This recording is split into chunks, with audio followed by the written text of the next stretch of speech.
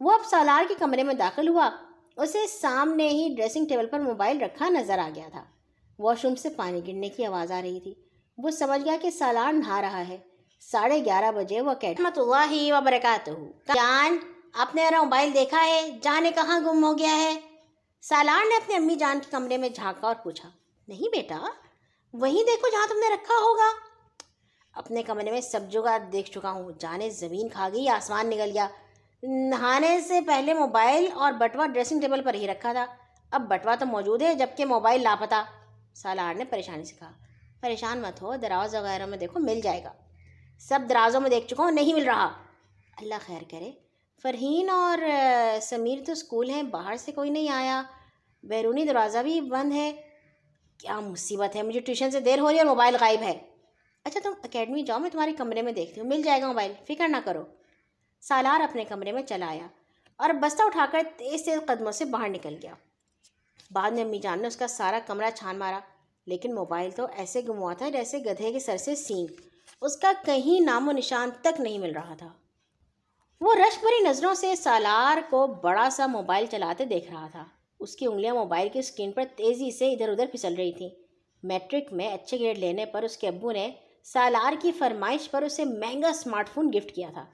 سالار بھائی، مجھے گیم کھیلنے دیں پلیز، بس 10 منٹ کے لیے۔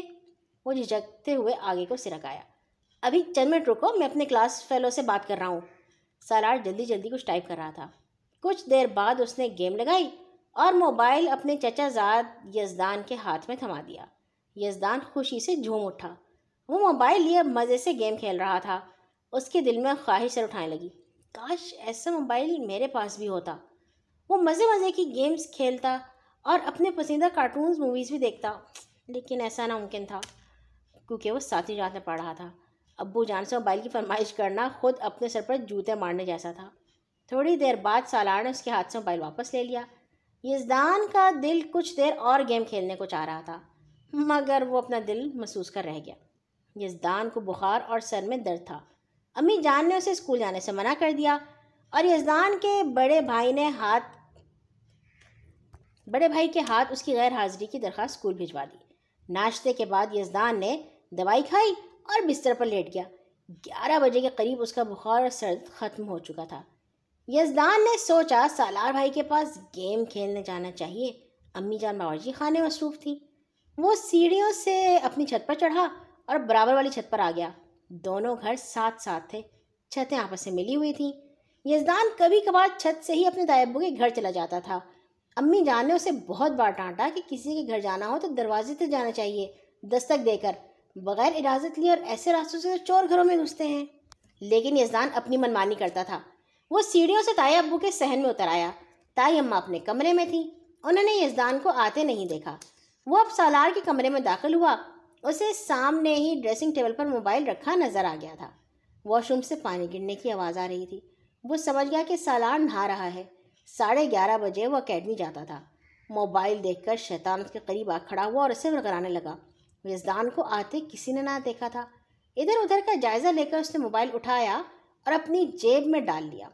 اس کا دل زور زور سے دھڑک رہا تھا۔ چوری جیسا برا کام اس نے زندگی میں پہلی بار کیا تھا۔ یزدان اپنے ماتھے سے پسینہ صاف کرتا ہوا بغیر آہٹ پیدا کیے جلدی سے واپس اپنے گھر چلا آیا تھا۔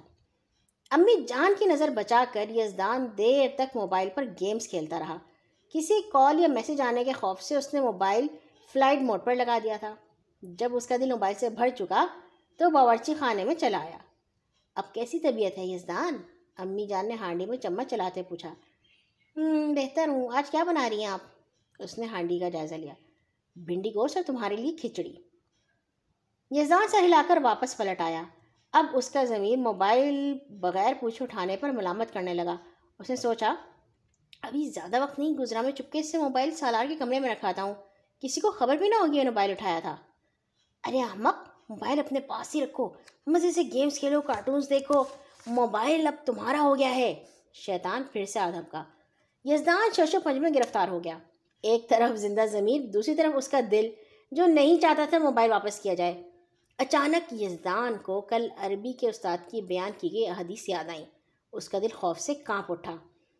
عربی کے استاد محمد فیصل کی آواز کی کانوں میں گونجنے لگی، چوری کرنا گناہ کبیرہ ہے اور چور کے لیے شریعت میں سخت سزائیں آئی ہیں۔ پیارے نبی نے فرمایا چوری مت کرو۔ ایک اور حدیث میں پیارے نبی صلی اللہ علیہ وسلم نے کہا چور چوری کرتے وقت مومن نہیں رہتا، اور نے یہ بھی فرمایا اگر اس نے ایسا کیا تو بے شک اس نے اسلام کا پٹا اپنی گردن سے اتار دیا، اور اگر اس نے توبہ کی تو اللہ تعالیٰ اس کی توبہ قبول فرمائے گا۔ یہ حدیث یاد آتے ہی یزدان کا دل لرز کر رہ گیا۔ اس نے واپس جا کر موبائل چپکے سے سالار کے کمرے میں رکھ دیا اور لوٹ آیا۔ اس بار بھی طیمہ نے اسے نہیں دیکھا تھا۔ یزدان دل ہی دل میں بہت شرمندہ تھا۔ اس نے آئندہ چوری نہ کرنے سے سچی توبہ کی اور اللہ تعالیٰ سے معافی مانگی۔ کچھ وقت کے لیے وہ شیطان کی باتوں میں آ گیا تھا، لیکن اب وہ شرمندہ تھا۔ شرمندگی کے آنسو اس کی آنکھوں سے بہتے چلے جا رہے تھے اور وہ اللہ تعالیٰ سے اپنے گناہ کی معافی طلب کر رہا تھا۔ کہانی ہماری ہوگی ہے یہاں پہ ختم۔